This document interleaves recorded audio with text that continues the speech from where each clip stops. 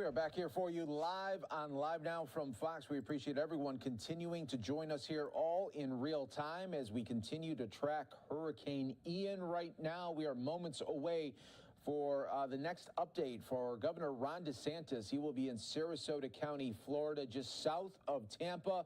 We will bring that to you as soon as it happens right here on Live Now from Fox, giving you some live looks, courtesy of Fox Vision, breaking it all down for us and giving us the looks here in Tampa. This will drastically change in the next 24 to 48 hours, as it looks like at this current look here and this current track.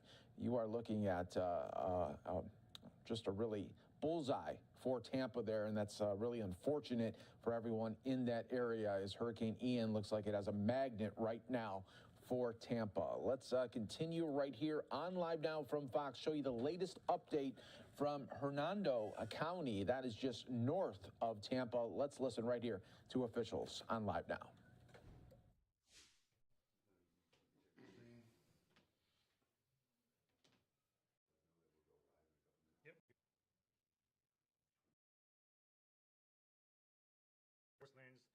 Throughout Hernando County at this time.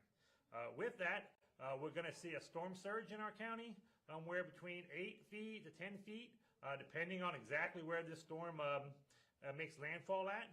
That storm surge is going to impact our coastal community, and all those roadways in the coastal community that normally get a lot of water near them will definitely be overcome, and a lot of houses in Hernando Beach that are definitely at ground level houses will have water basically at, or probably into those houses also in Hernando Beach, Weeki Wachee, up along the river, Arapika areas in our community will definitely have a lot of water surge impacted them all during the day on Thursday, overnight on Thursday, and we'll look to that water to hopefully start receding on Friday.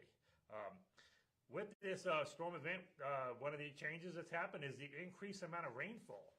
We're going to see a significant amount of increased rainfall, up to over 14 inches of rainfall in our community. That is more than any significant storm event that we've had recently in our community. All of our roadway designs and the ponds that you have near your houses that collect all the stormwater are not designed for 14 inches of rainfall within a 48-hour period.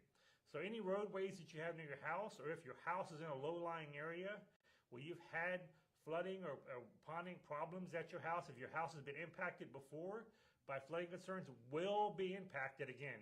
It will be impacted in this storm event. So anywhere throughout the entire Hernando County where there's been flooding concerns before, it will occur again within the next 48 hours in Hernando County. So we will have a lot of roadways that will become impassable.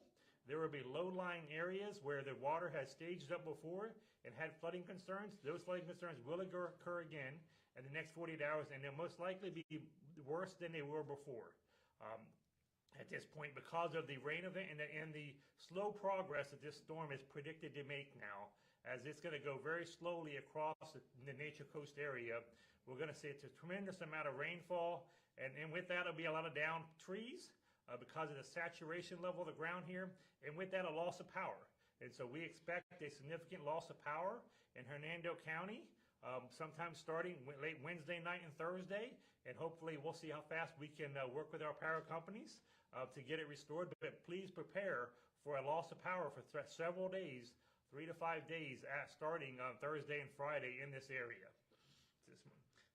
Today we are opening shelters today in Hernando County, 3 shelters for individuals, because we're introducing a mandatory evacuation order today, just for the areas west of 19. So if you live west of 19, we're going to do mandatory evacuation. We believe you should seek shelter elsewhere because of the potential of the storm surge in this area, for some houses that have been inundated, and also for the ability for us not to be able to get to you. Your house might be elevated high enough in Hernando Beach to overcome an 8-foot storm surge. The roadways will not.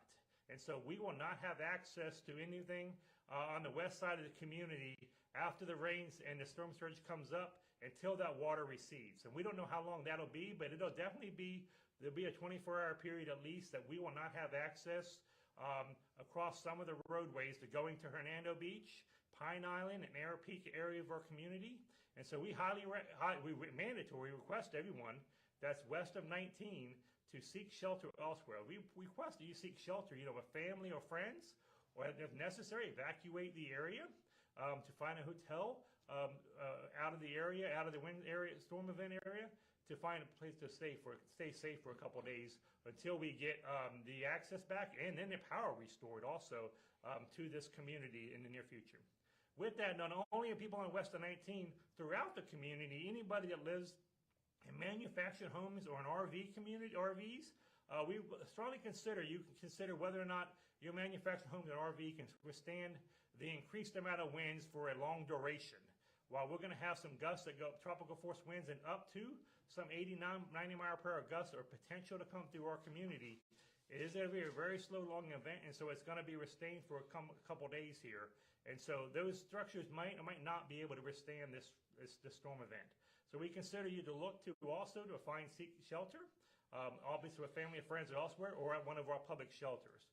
And again, also definitely anybody that's had any low-lying areas, if your house or your area has been inundated before with a tropical storm or rain event that's had significant flooding issues at your house or concerns, this will occur again. And so we recommend that you definitely seek shelter all the way. So starting at 9 o'clock today, there will be a mandatory evacuation for everyone west of 19 in Hernando County, and also low-lying areas, manufactured houses, and RVs within Hernando County for your safety, and so that we can get you through this storm event carefully. So with that, as we recommend again, you seek shelter on your own. If unnecessary, you can't find that. We are opening 3 shelters immediately this morning at 9 a.m. Those are at the Challenger K-8 school, which is on Elgin Boulevard. We have the Explorer K-8 school on Northcliffe Boulevard, and the Mining Association Enrichment Center, that's in the city of Brooksville, and Grubbs Boulevard, right there at the entry to the quarry. So these shelters are available for you and your pets to bring. And so, as the population increases, we have more shelters on standby to open as necessary. We will have capacity for everyone as necessary in Hernando County for a shelter. Also, today, the county government's closed and the school system is closed. Want to make preparations for these shelters being open, and also to allow the ease of everything else in the community for you to make all these arrangements at your houses, and also to evacuate. And as the government being closed and the schools closed takes a lot of activity off the roadways, we can definitely get evacuations done faster. But we do have sandbags available today. And actually 4 locations throughout the whole community. Ledna Pedersen Park out on Shoreline area in Hernando Beach. Anderson Snow Park in the middle of the community on Anderson Snow Boulevard. On the east side of the community, Ridge Mantle Community Center, there's sand available. And our friends at the city of Brooksville, the city of Brooksville's DPW building also has sand available for everybody in the city of Brooksville and that surrounding area there. Our friends on the east side of the county, definitely the Withlacoochee River is already at a action. Okay, that was the officials there in Hernando County, just north of Tampa. You're watching Live Now from Fox, everyone. We always appreciate you joining us here worldwide. I'm your host, Mike Page, as we continue to navigate Hurricane Ian here as it continues to track getting close to Tampa there as a direct hit. So we will definitely be keeping an eye on that. Of course, we are just moments away from Governor Ron DeSantis in Sarasota County. That is just south of Tampa. So what we will do is keep an eye on this. We have a live event that just started.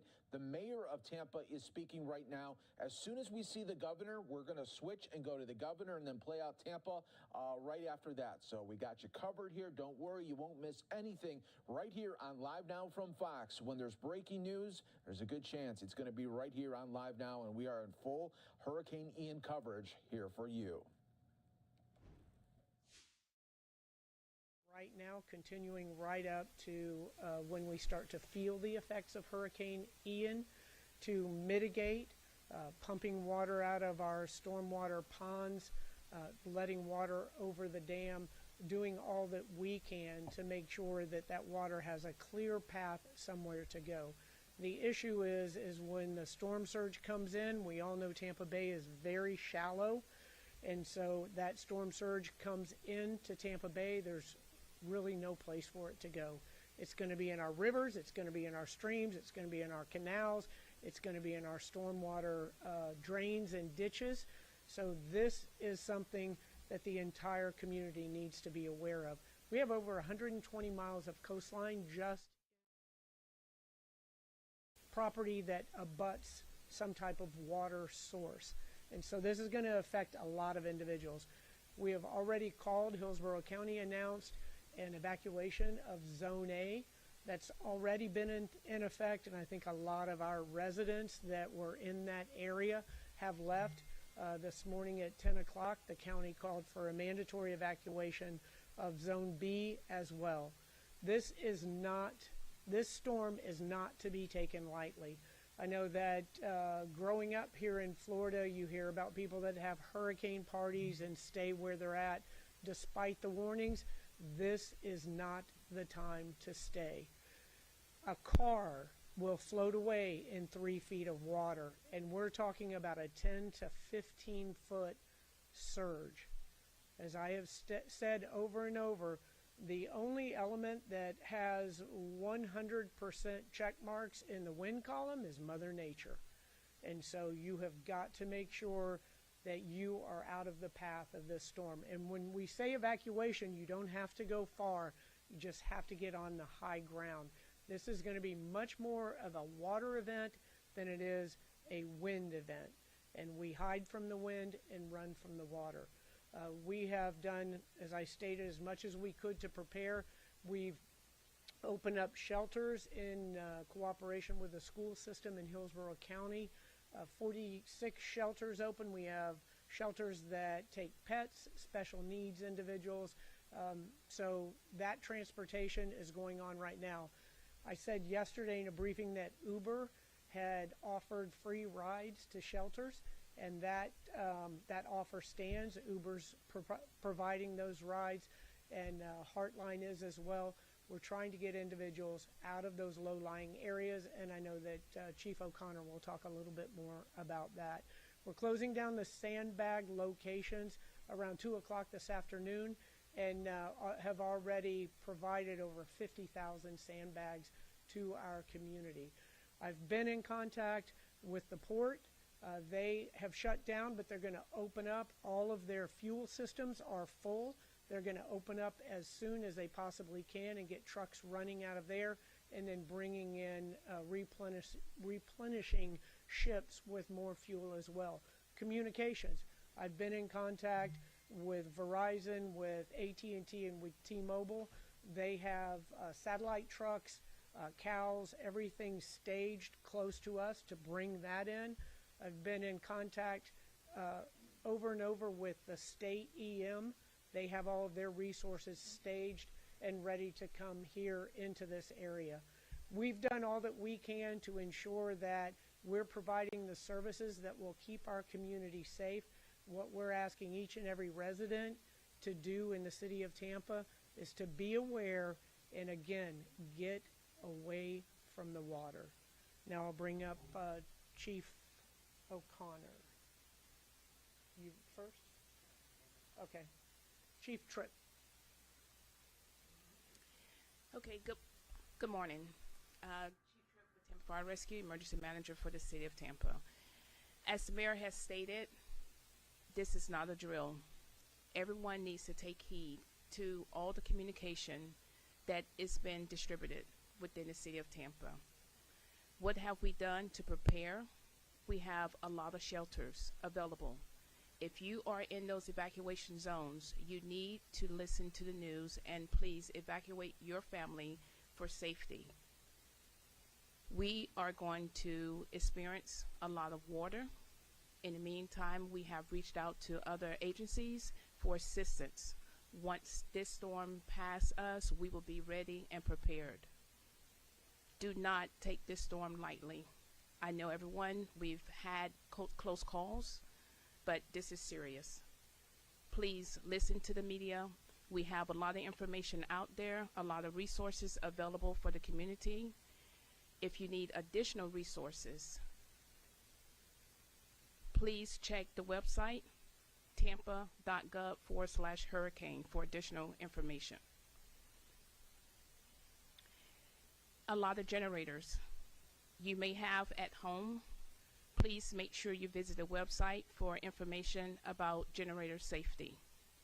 Once again, we urge everyone to please take precaution for Hurricane Ian. Now I bring up Chief O'Connor. Thank you. Good morning, everybody. As Mayor Castor and Chief Tripp have so clearly stated, that this is not a drill. Hurricane Ian will be upon us before we know it.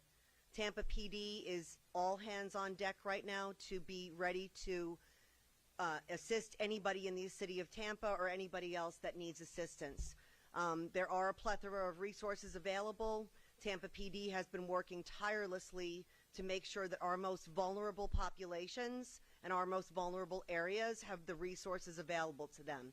What does that mean?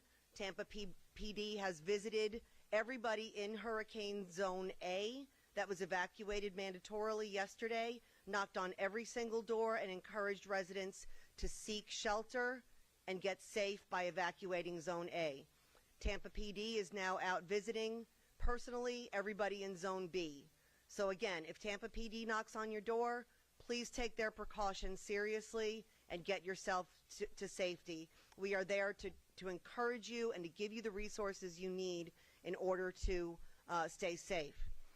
Not only in our most vulnerable areas, but also our most vulnerable population, our homeless population. Tampa PD is out visiting our homeless population, asking them to please seek shelter. We are using HART and we are using Uber to transport homeless individuals to the shelters as well. Tampa PD's emergency high water vehicles are poised and ready post-storm efforts to get out and provide rescue missions if necessary. As it was mentioned, Tampa PD is assisting with sandbag locations. We will be ceasing sandbag operations between 1:30 and 2 o'clock today. So if you have not gotten your sandbags yet, now you need to do so. Just one quick reminder to residents, now is not the time to panic. Please stay calm. Please get prepared. Please use all of your resources at your fingertips that you need. And again, Tampa PD, along with everybody else in the city of Tampa, is poised, ready, all hands on deck to assist our residents. And we're here for you. The roadways, I'll just close with that. Please stay off the roadways when the storm does hit. Once the winds reach a certain miles per hour, Tampa PD has to shelter in place, so we will not be out on the streets. So it's very important to stay aware of what's going on out there. And again, I appreciate everybody's hard work and dedication. Thank you. Any questions?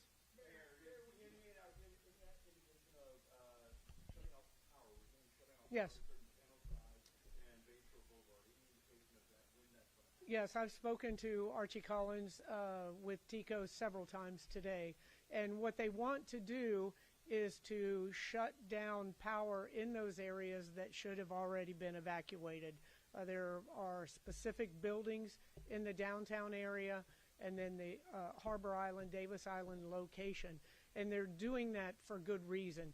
If the storm surge, if it's clear that storm surge is coming and it's going to overwhelm the circuits, it is better to preemptively turn those off than to let them short out. They can bring them back up faster if they take that precaution. What time can we expect that? We will let you know. I don't want to speak for TECO. I think that there's still that sort of a minute by minute, but the locations that they have indicated to me are going to be in Zone A, and that's already been a mandatory evacuation for well over 24 hours. Mayor, when you talk about the storm surge, do you have an image in your mind of a past storm that it might look like worst case scenario, best case scenario? No, I've seen, the videos, the imagery where they show in the downtown as the water comes up and down. But I tell you, it takes me back to Hurricane Charlie, where they said if we had taken that direct hit, it would have been a 10 to 15 foot tidal surge that would have peaked at the interstate in South Tampa. There's going to be a lot of water. There's no doubt about that. And we can predict, but we also know how these storms change. So it can get better if the storm comes ashore a little south of us. And I don't know that it can get much worse, but I'm sure there's a scenario that says that it could. But right now, a storm that slows down for 24 to 48 hours and just continuously dumps rain into the Tampa Bay area is devastating. Question for the mayor or Chief O'Connor. What would you say to residents who are evacuating and might be concerned about the security of their property, leaving their property unsecured, possible crime, Right. any thought of curfews or things like that? We will be putting a curfew in place. Andrea Zellman, our city attorney, has already crafted that, but we work in collaboration with the county to ensure that we're taking those steps together and guarantee that everyone's property is going to be safe and secure. One of the things post-storm that will be the first time that we've enacted is for our damage assessment. We'll have drones that will be flying over. And I'll let Chief O'Connor talk about the robust reentry program that the Tampa Police Department has had in place for years, and each storm season they've continued to improve it. Thank you, Mayor. So in order for residents to get back into their neighborhoods and their communities post-evacuation, we are asking that they have their hurricane hang tag available. A lot of residents are unsure about what the hurricane hang tag is. For future storms or future events, we do provide, the City of Tampa Emergency Management does provide a hang tag that shows that you belong in the neighborhood that you're attempting to get back into. But for all intents and purposes, if you do not have a hurricane hang tag, don't panic. If you have ID or some type of other documentation to prove that you do belong in that neighborhood, we will let you back in. So we are prepared to secure these neighborhoods as best we can so that anyone that does not belong in these neighborhoods is not coming back in post-evacuation. Question for the mayor. City services, garbage collection, and other city services. How long will they be? We put that out today. I believe the solid waste stopped their pickups today, and so 12 noon stopped, but they're usually done early anyway. So covered all the neighborhoods that if this was your trash day, then it should have already been picked up.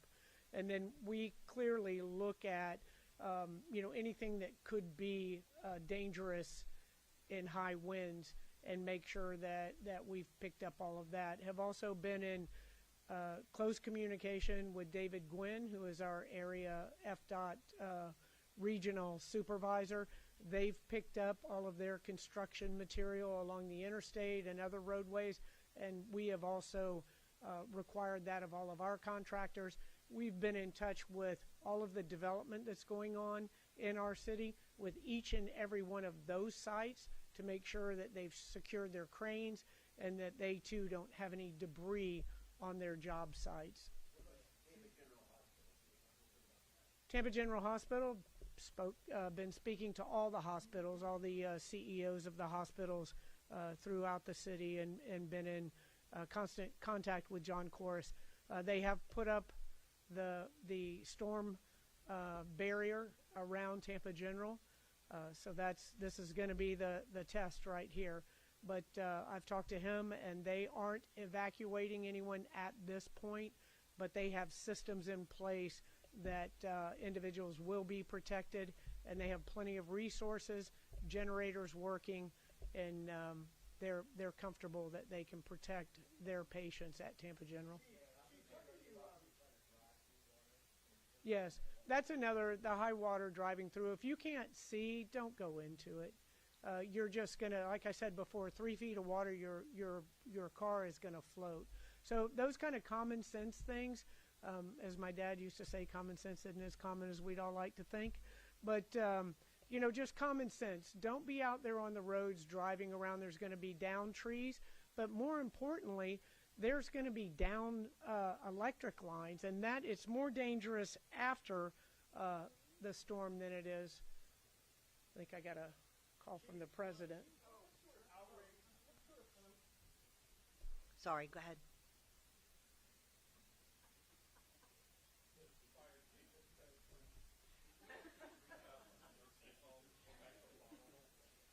Yes, so actually all nursing homes should have a generator that they report to the county as well as the state to make sure it's in full operations.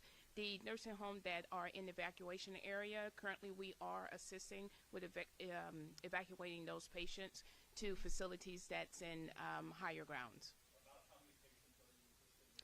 Currently, the only one that we have requests for is about 41 patients coming from South Tampa, and we're actually relocating those to Central Tampa.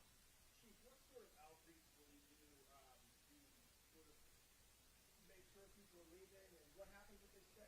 What if they do decide that we're in the corner?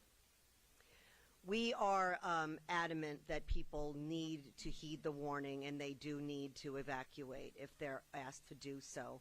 However, we're not going to force anybody out of their homes. But we really need to stress the fact that these evacuation orders were put in place for a reason. The experts know what the potential damage is, what the potential life loss is. People need to take these warnings very seriously. As far as outreach is concerned, as we all know, we use our phones a lot these days for social media. There's a lot of resources out there. Both the City of Tampa, the Tampa Fire Rescue, and the Tampa Police Department is constantly posting on social media any updates and any outreach that the residents need to know in order to stay safe. Go ahead, Trevor. Do we have an idea of the point of no return, if you will? Is there a certain point where residents haven't evacuated, we're not going to be able to come get you until after the storm? We kind of figured out that window where the window closes. Yeah, I mean, I would say a few hours before storm's landfall. I can tell you this, that when the wind speeds are sustained at 40 miles an hour or higher, first responders do not go out on the street. So we do have to shelter in place at 40 miles an hour or higher. So please don't expect an emergency response. I just very strongly encourage residents to act now. This morning, the traffic on I-275 northbound was quite heavy. I can only imagine that it is heavier now. So now is the time to take these evacuations seriously and not wait.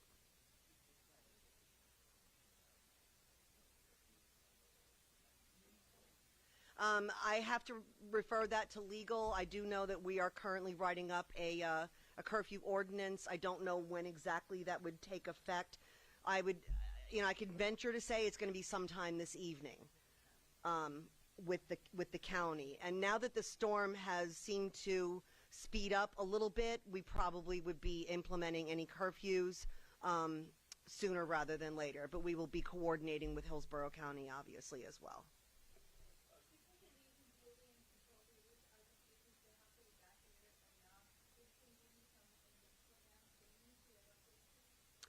I mean, obviously, the fact that they're high up in a building that's in evacuation zone A or B does not matter, because once they come down to the ground floor, there's a very strong potential that it's going to be underwater. So even if you're in a high-rise building, don't take that as a safety net. You know, obviously, if you're in evacuation zone A or B, regardless of what level you're on, you need to heed the warnings. Chief, I also want to refer to the fire department, fire and rescue. Are you going to be stationing any apparatuses outside of the fire department to move in, or are you going to keep them all under their main station? So we have fire stations that are currently in certain evacuation zones, and they have been relocated, but we also have reached out to additional resources. You're watching live now from Fox, everyone. We appreciate you joining us here. That is the latest in Tampa. Let's go right now to Sarasota County, where we do have the governor there making his latest update live. We also have Department of Transportation Secretary Jared Perdue.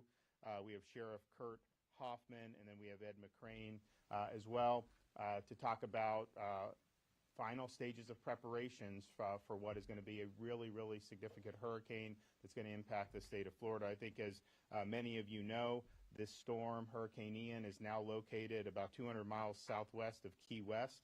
It's moving north at 12 miles per hour. It has passed or is in the process of passing Cuba. It is a Category 3 storm, which is a major hurricane, and the sustained winds are 125 miles per hour. We've been preparing different things throughout the state. We've been working with the locals. I think if you go back 48 hours and you looked at where that track was going, even though we said don't get wedded to where that eye is, you know, they had the eye of the storm arriving someplace in northern Florida in the Big Bend region. Then that track has shifted consistently eastward. As we went to bed last night, the anticipation was a landfall in the Tampa Bay area. And now the models this morning, both the European model, the American model, the ICON, all have it coming into the Sarasota region. The 11 a.m. advisory from the National Hurricane Center, they revised their guidance to see it south of Tampa Bay into this region. Now, that's still not set in stone. I'd say anyone on the Gulf Coast prepare for impacts, and that was true even when it was going to make landfall places further north. We knew that there would be big storm surges as far south as Collier County. So that's what we're dealing with here, though, is continued preparations, heeding the warnings and the evacuation orders that we have from our local officials. And you're going to hear from that some additional guidance here in Sarasota.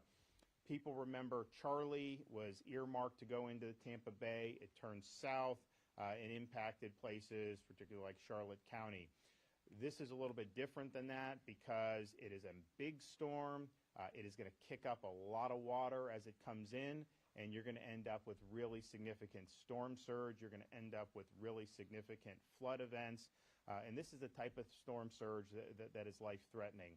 Another factor that they're forecasting now is it makes landfall somewhere. Let's say it's in Sarasota County. Most of the forecasts have it slowing down to almost a crawl. And what that means is it's going to dump an inordinate amount of rain. So that could be Sarasota, could be a little bit inland. Obviously, the impact could be somewhere down this coast in different ways. There's still time for it to wobble. But I think most of the forecasts are anticipating a landfall, then a slow to almost a crawl, which is going to put a lot of saturation in the ground. So this is going to be a major water event, both in terms of the storm surge and in terms of the flooding. Evacuation orders have been issued up and down the Gulf Coast of Florida, including here in Sarasota County. The issue with this is if you are in one of these low-lying areas and you have the potential for 10, 15 feet of storm surge, that can absolutely be life-threatening. Those orders, I think, are not taken lightly. I think that that's what is the best to keep you safe. And you don't need to evacuate to another state. You don't need to evacuate hundreds of miles away. The key is to get to high ground and be in a safe structure. And I know here in Sarasota, they have shelters that are open that can do friends and family in the area.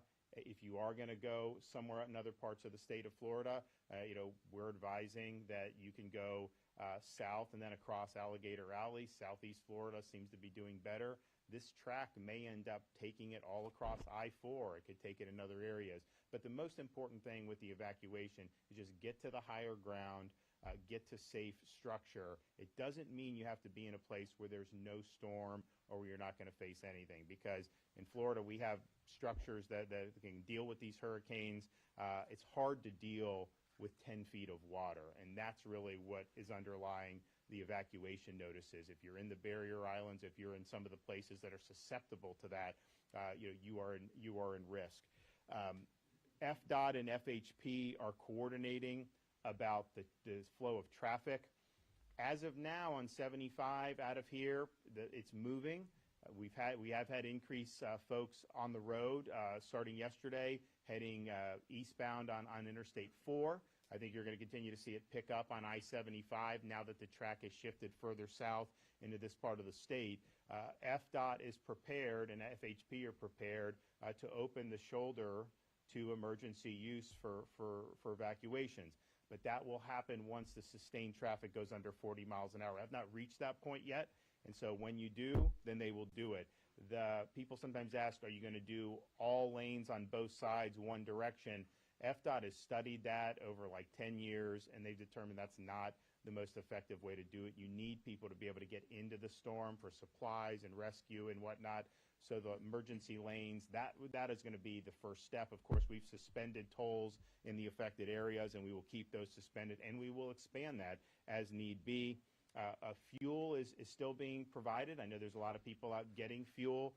We've seen lines, but you still see they're going to keep providing that until it's no longer safe to do so. And then, of course, once the storm hits and passes, that's going to be a priority to clear the roads so that we're able to get the fuel back to the gas stations. People should anticipate losing power.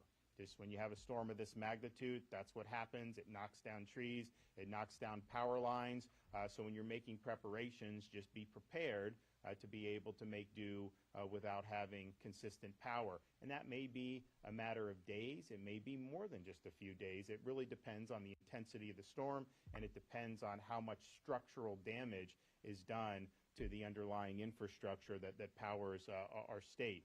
Of course, we have, I think we've got over almost 30,000 folks that are now stationed in various companies that are going to be ready to go and work to get the power back on once the storm has passed. We also know that people who are evacuating may not necessarily want to do a shelter. Maybe they don't have family. Maybe they want to do a hotel room. Well, Visit Florida has partnered with Expedia to launch an emergency accommodation page. Anyone who's been ordered to evacuate can use this page to find available accommodations in other areas of the state. Just go to expedia.com/Florida, expedia.com/Florida. We have probably more than 2.5 million people right now that are under some form of an evacuation order. So we understand there's going to be a need to use everything at our disposal, not just shelter, not just friends and family, but also available hotel rooms. Know your evacuation zone. You're going to hear another announcement here in a minute from Sarasota. FloриdaDisaster.org/plan-prepare. FloridaDisaster.org/plan-prepare. If you go there, you can determine where your evacuation zone is. It's different from the FEMA flood maps. This is something that is impacting whether you should evacuate in the case of a storm, and that is what your local emergency managers are relying upon. Don't leave your pets behind. We need to make sure we're taking care of the pets. There are pet-friendly shelters. There's information about planning for taking care of your pets in the times of disaster at FloridaDisaster.org/plan-prepare, FloridaDisaster.org/plan-prepare. We have shelters open here in Sarasota and surrounding counties, and that's something that's going to be very, very important as the next day or two goes on. And if you want to see where the available shelters are in your area or even in other parts of Florida, you can go to FloridaDisaster.org/shelters, FloridaDisaster.org/shelters. We are continuing to forego tolling, and we may expand that as need be. We have 35 school districts that have announced closures, and more may happen as the track becomes more certain. If you want the latest up-to-date information on schools, go to fldoe.org/storminfo. That's fldoe.org/storminfo. We have 5,000 Florida National Guardsmen that are activated and that are staging and that will be ready to go and help people who may need help once this storm hits. We've got another 2,000 from neighboring states. We have urban search and rescue teams that are activated, and we have another 3 that are on standby should their services be required. Florida Fish and Wildlife, they're activated, they're standing by, both in terms of vehicles that they would use to traverse water, as well as aviation assets. That's all tools will be at the disposal. We have FHP with 12-hour shifts and additional state troopers that have already been mobilized to the Gulf Coast of Florida. And of course, we now have Coast Guard. Who's in the Coast Guard at the EOC right now? Yeah, we have Admiral McPherson is at the EOC in Tallahassee. So we appreciate the Coast Guard being there and offering support if need be. Long-term care facilities, as of now, 100% are reporting backup power in the form of generators. I know there's been evacuations of high-risk seniors, and that is the right thing to do. At the same time, there's a lot of these facilities that may not be in a flood zone or may not be in a zone A that they will be in there. They probably are going to lose power, and so having that is very important when you have medically dependent individuals. The entire state is under a state of emergency. As you see the track, there may be portions of the state that don't see any major impacts. Clearly, if it barrels into Sarasota and then goes out into the Atlantic Ocean off the east coast of Florida, probably not going to have significant impacts in Northwest Florida, whereas there had been tracks just a couple days ago that had taken it all the way into places like Okaloosa and Escambia counties. We also, though, because of the change in the track, there's going to be more counties on the interior that are going to have more direct impacts. I mean, everyone's getting rain. You're going to see that. That's going to absolutely be impactful. But if you have it come through a place like Sarasota, yes, it will weaken, but you're going to probably have at least tropical storm force winds all the way until it exits the state of Florida, wherever that may be. We've authorized emergency refills of medication and prescriptions for 30 days.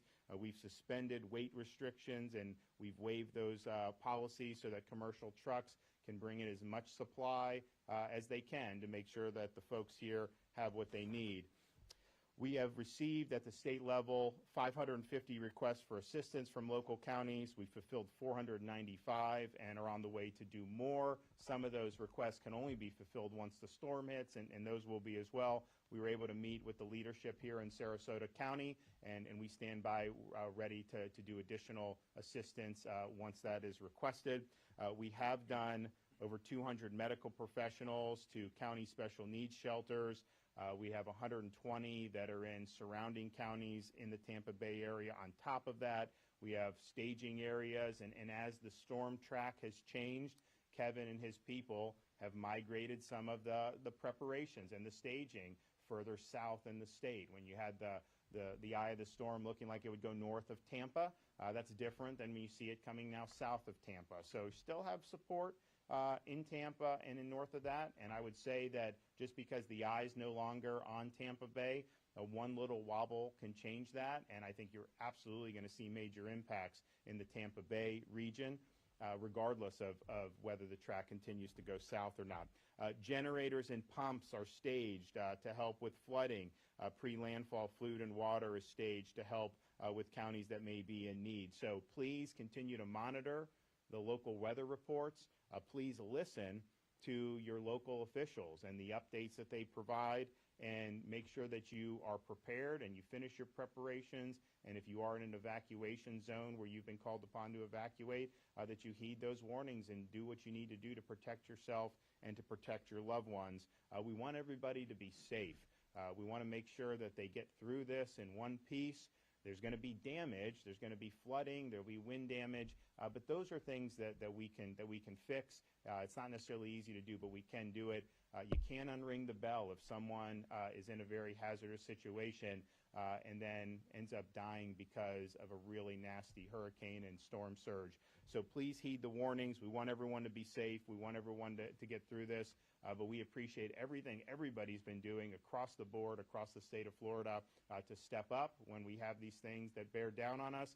And I think you've seen at the local level in particular, you've got some really, really strong emergency management personnel. This has been a very difficult thing to track. It's gone one direction or the other, and they've responded very quickly as new data has come in. Okay, Kevin Guthrie, why don't you come up and give an update for DEM? Thank you, Governor.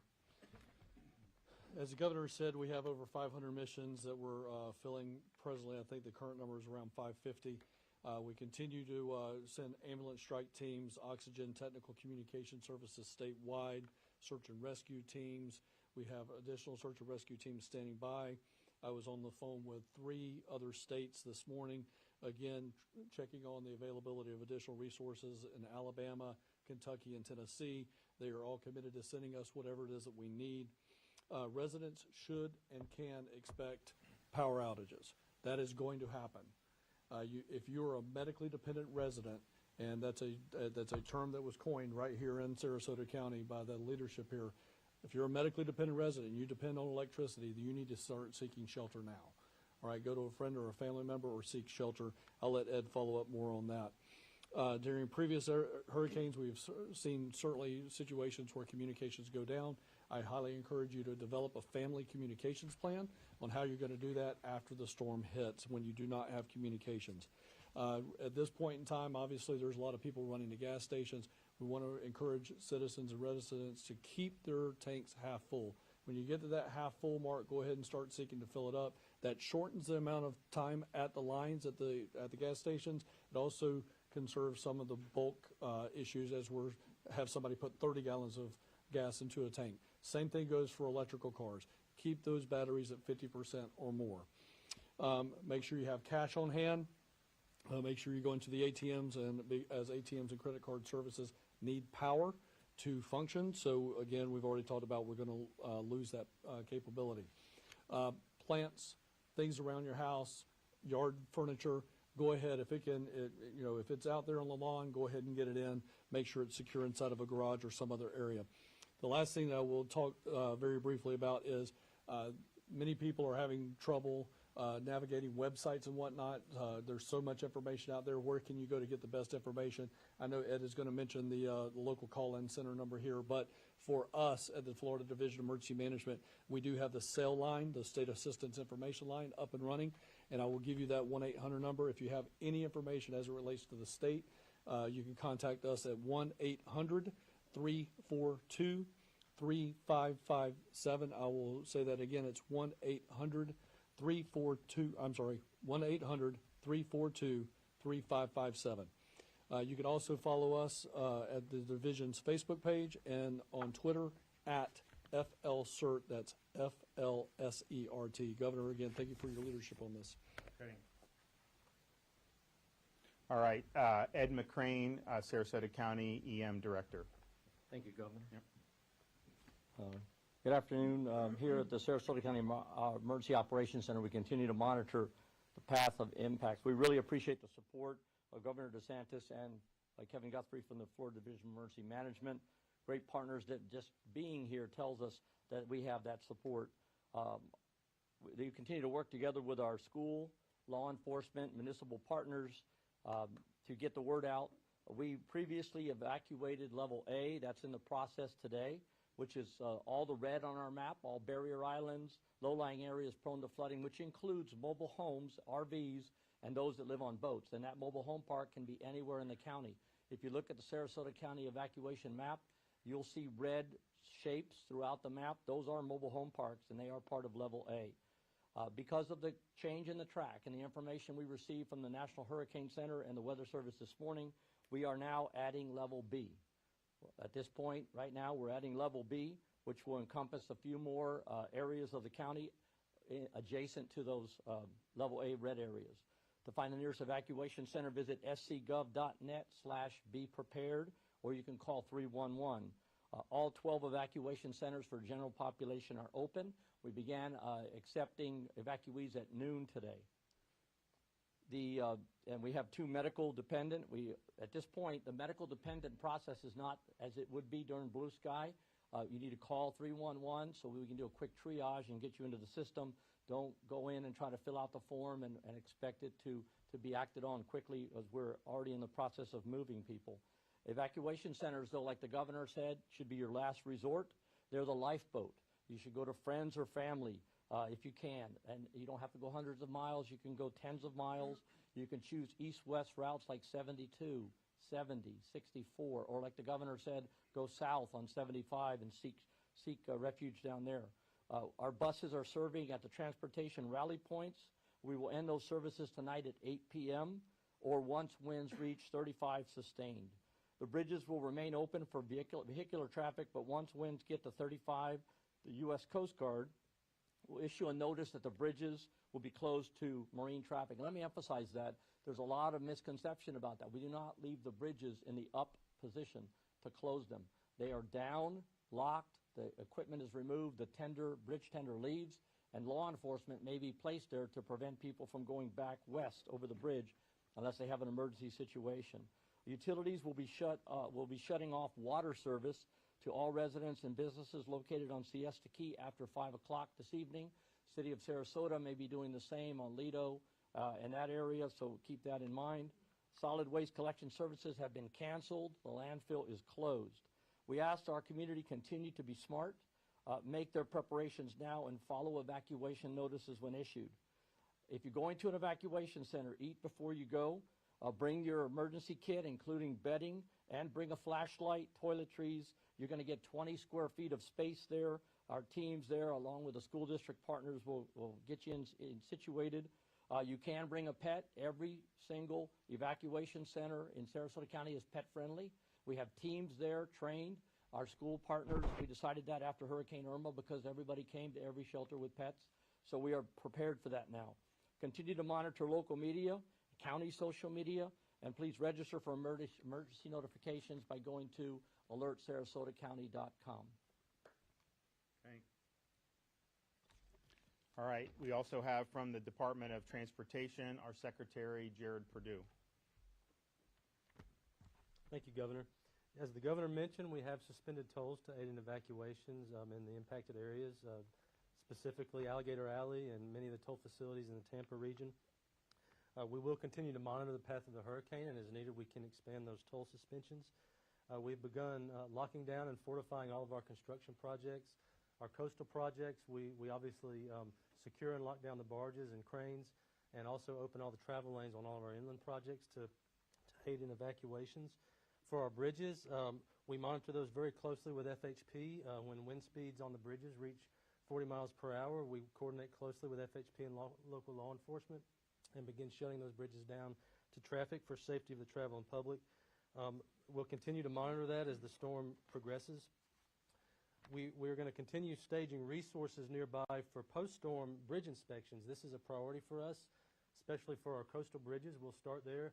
We deploy resources immediately after the storm, and it's safe to do so in order to inspect those bridges, make sure they're safe for passage, prepare any repairs that are needed to get them open for the life safety mission, and also getting supplies in and out. The staging of resources for post-storm events in terms of roadway clearance and supporting the life safety mission is currently ongoing, and we're also coordinating very closely with our utility partners to aid in the power restoration after the storm makes impact. We're going to continue close coordination with FHP, Georgia DOT, Florida DEP, and U.S. Coast Guard on additional needed actions. All of our ports, our seaports, currently have adequate fuel supplies. They're well positioned to quickly reinstate operations following the storm and keep fuel supplies moving. The seaports in the cone of influence have begun suspending operations in terms of sea traffic and staging appropriate measures to safely restore operations as soon as the storm passes through. We're also coordinating very closely with our airports, and for airport closure information, you should contact your local airports. We are staffing traffic management centers across the state 24/7. We're closely monitoring traffic flows on all of our major facilities to aid in evacuations. We have brought on additional resources for road rangers and motorist aid assistance in case motorists need help as they're evacuating. We'll continue to watch that traffic. As the Governor mentioned, we do have the ability to utilize the shoulder for vehicular traffic if it is needed during evacuations. We coordinate that decision very closely with FHP. As soon as travel speeds get below 40 miles per hour, we typically are able to do that, and we've deployed signs and we'll have personnel all along those corridors to help aid motorists in knowing how to navigate that. We have successfully deployed this in the past, and so it works very well. So we'll continue to watch that, and as we get closer, we'll watch the traffic. Currently, we're seeing anywhere from 30 to 40% increases over normal on our major interstate facilities like I-75 and I-4. We have a 511 travel information system. Please visit fl511.com for information, or you can download the app on both Apple and Android devices. Again, thank you, and thank you, Governor, for your leadership. Okay, and what Jared will do, I mean, these bridges, as was mentioned by Ed, they will, once there's a certain wind, they will be closed because they're not safe. The storm will come through. In the aftermath, those bridges will be reopened, but only after they've been inspected to ensure that they didn't suffer significant damage. We want to make sure that the bridges are safe. So Jared will have people ready to go, Army Corps, and the goal is that once it passes, get in, look at the bridges, make sure that they're safe, and then give the A-OK for people to be able to get back on there and get back to their homes. So you have time today to make the arrangements that you need to make. Listen to the call. If they mention the Zone B, that's not something that's taken lightly. That's something that is looking at the latest weather information that was a lot different than maybe 48 hours ago, and identifying potential vulnerable locations within the county here. And I know they're doing this in other counties with their local EM directors. And so this is going to be a significant storm. You're going to have massive, massive storm surge. A little bit different than when Charlie was supposed to go to Tampa back in 2004 and then went further south. That had a lot of wind, and this had a lot of wind too, but it did not kick up the same level of storm surge that this is anticipating doing, nor did it produce the level of flooding that this is anticipated doing. So protect yourself, take precautions. We'll have support coming in as soon as it passes. We want to help everybody get back on their feet as soon as possible. Okay. Anybody have any questions? Yes.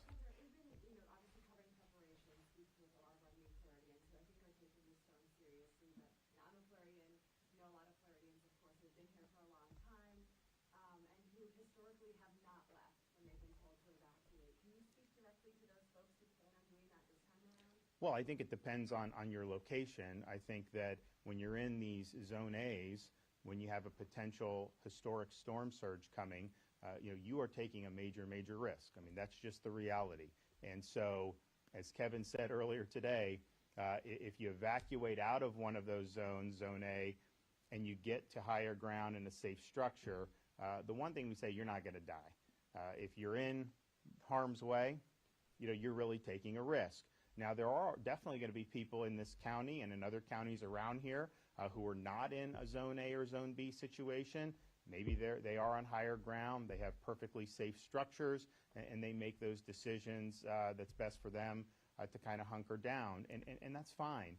But when you're in those really low-lying areas, given what the storm's going to do, you are absolutely taking a risk. And regardless, I think, of what people do in terms of staying or evacuating, just be prepared that you will lose power, and that will happen, and it's not going to come back on immediately.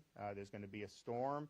If it's crawling very slowly throughout this county and in this part of the state, that's going to be dumping an inordinate amount of rain. It's going to be difficult for anybody to get in immediately. You're going to have to clear roads. You're going to have to do a lot. So just prepare for that, and just understand that you are going to have interruptions in power.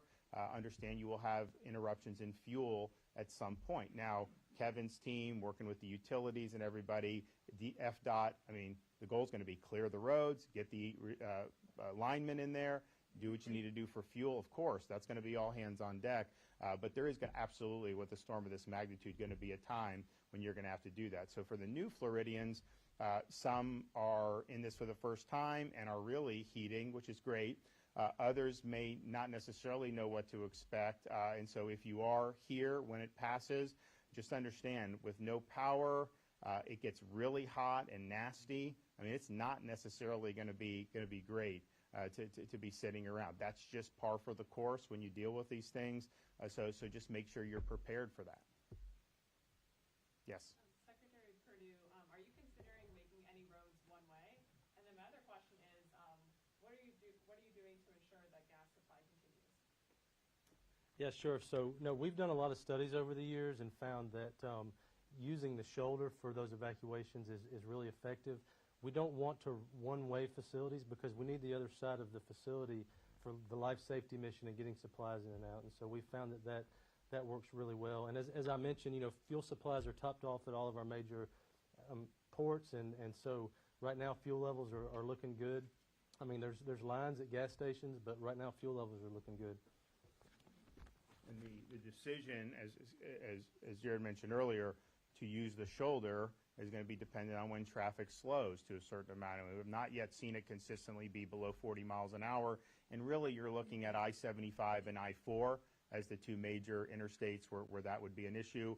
Also, Kevin, the state, we have fuel contracts in place to bring it in from other places. And so, he's working on that. And that may not be needed. But if it is, we want to make sure that we're able to get fuel going as quickly as possible. If this ends up being, the worst case scenario that nobody wants to see, do you feel confident that the state is ready for the response after the fact with the storm surge, the flooding, power, all these different things? Because this could be.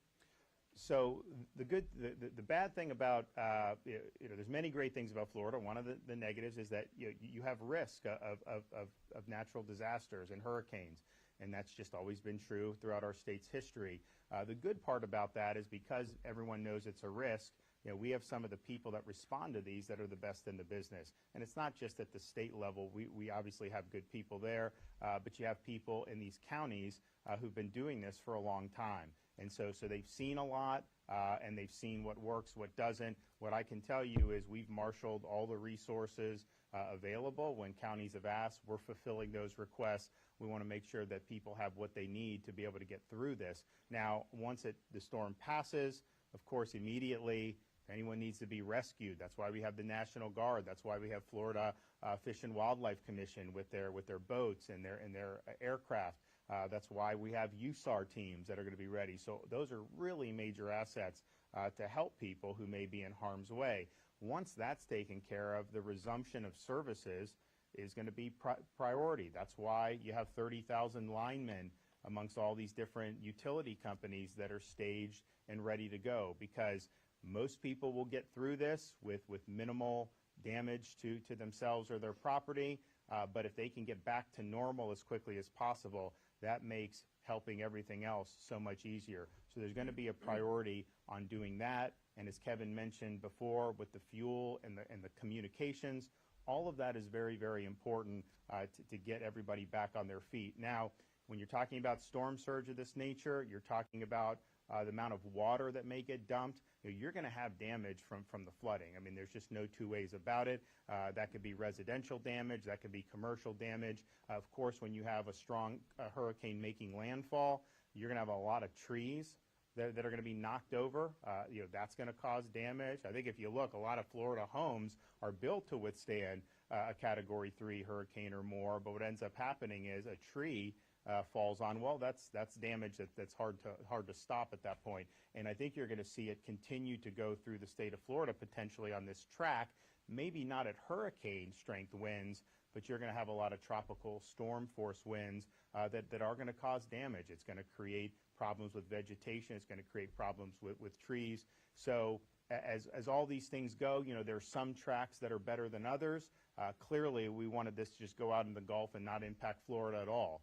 Now you're in a situation where it's impacting southwest part of our state, but it's likely to continue to go, maybe not at hurricane strength, but certainly a major, major storm system, potentially moving all the way through the interior of our state out into the Atlantic Ocean. So there's going to be a lot to do, and I'm proud of everybody at Florida Department of Emergency Management who's been up this. We declared a state of emergency last week when it wasn't even a formed system, because we saw the potential that this could be something that would have a major impact on the state of Florida. Okay, we will continue to be providing updates. Make sure you're finishing your preparations. Make sure you're doing what you need to do to be safe. You're not going to get a mulligan on this one, and so it's better to over-prepare and better to take actions to be safe than wish you had done more after the fact. Thanks. All right, Governor Ron DeSantis there giving the latest update there in Florida. As he says, more updates will be happening throughout the day. And as he reiterated it, this is a life-threatening event there, especially on Florida's west coast there, as we are seeing that track eastward. And that is exactly what we didn't want to see here with this storm. What we're going to do, everyone, is take a quick 2-minute break here on Live Now from Fox. We will have a FEMA update at the White House. You can see the media is waiting for that. As soon as that happens, we'll bring it to you right here on Live Now from Fox. If that doesn't happen by the time the 2-minute break is over, we are going out to Fox 13 in Tampa. They are continuing to break down the latest with this storm.